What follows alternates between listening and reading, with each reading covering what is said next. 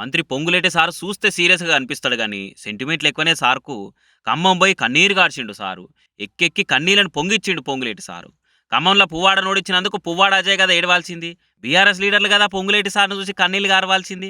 అసొంటిది ఈయనెందుకు ఏడిసిండనంటే, ఖమ్మంలో SI group పరీక్షల coaching సెంటర్‌లు చాలు చేస్తందుకు బోయి, ఈ తీర్ల కన్నీళ్లు పొంగిచ్చిండు మంత్రి సారు.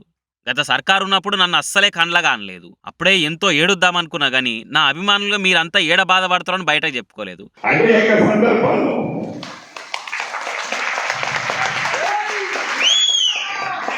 అనేక సందర్భాల్లో కన్నీరు నా కార్యకర్తలు నా నాయకులు పెట్టుకున్నప్పుడు వారి ముందు నేను బాధపడితే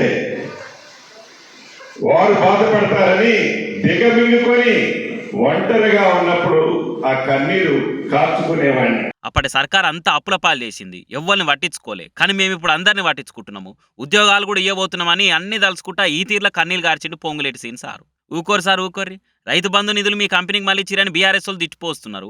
వాళ్ళకి ఆధారాలతోటి కౌంటర్ ఇచ్చి వాళ్ళని ఏడిపేయాలి కానీ మీరిట్లా ఏడిస్తే మంచిగా లేదు. కళ్ళు తుడుచుకోరు సార్.